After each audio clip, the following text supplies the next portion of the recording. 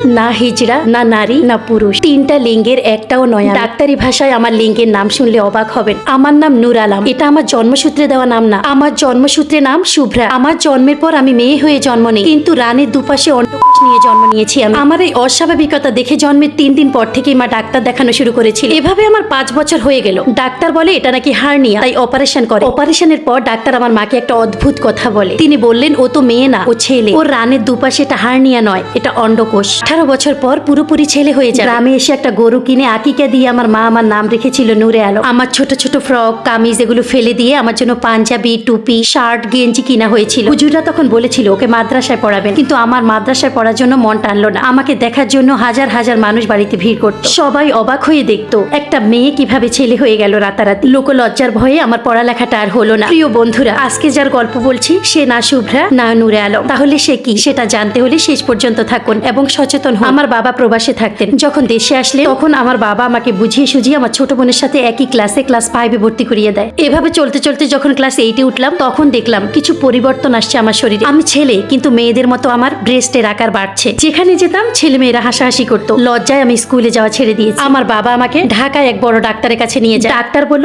18 বছরের আগে কিছু বলা যাবে না, দেখুন ওর পিরিয়ড হয় কিনা। এরপর আমি লেখাপড়া ছেড়ে আমার বাবার সাথে একটা হোটেল দিই। সেখানে যখন কাস্টমার আসতো আমি কুজো হয়ে হাঁটতাম, যেন আমার ব্রেস্ট বোঝা না যায়। কুজো হয়ে হাঁটতে হাঁটতে আমার পিঠে প্রচন্ড ব্যথা হতো। জানেন, আমার বাবা আমাকে অনেক সাপোর্ট করতো। কখনো আমাকে নিয়ে বাবা মা দুজনে কারো কাছে লজ্জিত হতেন না। দেখতে দেখতে 18 বছর বয়সে আমার পিরিয়ড হচ্ছিল না। ডাক্তারের কাছে গেলে ডাক্তার জানায় আমার মতো লোকের সংখ্যা বাংলাদেশে মাত্র 10 থেকে 11 জন। ডাক্তার তখন আমার বাবাকে একটা আজব কথা বলেছিলেন। তিনি বললেন যে দেখুন, ভূমিকম্পে যদি একটা বিল্ডিং ভাঙে সেটা পুনরায় সেইভাবে বানানো কোনোভাবেই সম্ভব নয়। ঠিক তেমনি আপনার ছেলের ভাঙা এই শরীরটা সৃষ্টিকর্তা যেভাবে বানিয়েছে তেমনই থাকবে। আমরা এটাকে কোনোভাবেই ঠিক করতে পারবো। তখন আমি ডাক্তারের পায়ে পড়েছিলাম, স্যার আপনি বলুন পৃথিবীর কোথায় গেলে আমি স্বাভাবিক জীবনে আসতে পারবো। 2013 সালে আমার ফোনে একটা রং নাম্বারে একটা ছেলের কল আসে। ছেলেটার সাথে যখন আমি কথা বলতাম তখন আমি নিজেকে ঠিক একটা মেয়ের মতোই ভাবতাম, অথচ আমি আমার বাবার ব্যবসা দেখছি। কাজে কর্মে আমি পুরোই ছেলে। মানুষের সামনে ব্রেস্টের কারণে কুজো হয়ে থাকতে থাকতে আমার পিঠে প্রচন্ড ব্যথা হয়। সেজন্য ঢাকায় আমি একজন ডাক্তারের কাছে যাই। ডাক্তার আমাকে অনেকগুলো টেস্ট করতে দেয়। আমার সমস্যার কথা শুনে তিনি আমার দিকে তাকাননি। পরদিন যখন ওনার কাছে আবার গেলাম রিপোর্টগুলো দেখাতে, তিনি আমাকে একটা প্রশ্ন করেছিলেন, আচ্ছা তুমি কি ছেলে নাকি মেয়ে? অবাক হয়ে তিনি বললেন, তুমি কুজো হয়ে আছো কেন, সোজা হয়ে দাঁড়াও। আমি তো লজ্জায় সোজা হতে পারছিলাম না। তখন ডাক্তার আমার মাকে ডেকে একটা অদ্ভুত পরামর্শ দেয়। তিনি বললেন ওর ব্রেস্ট কেটে দিই। ব্রেস্টের কারণে সে সোজা হয়ে দাঁড়ায় না। ডাক্তার বলল আমার মেরুদণ্ডের হাড় নাকি বাঁকা হয়ে যাচ্ছে। আমি এখন থেকে সোজা হয়ে না হাঁটলে আমার কুজো হয়ে যাওয়ার সম্ভাবনা অনেক। ডাক্তারেরই পরামর্শ আমি কিছুতেই মানতে পারছিলাম না। যেহেতু আমি একটা ছেলের সাথে সম্পর্ক করি, আমি নিজেকে মেয়ে ভাবতেই পছন্দ করতাম।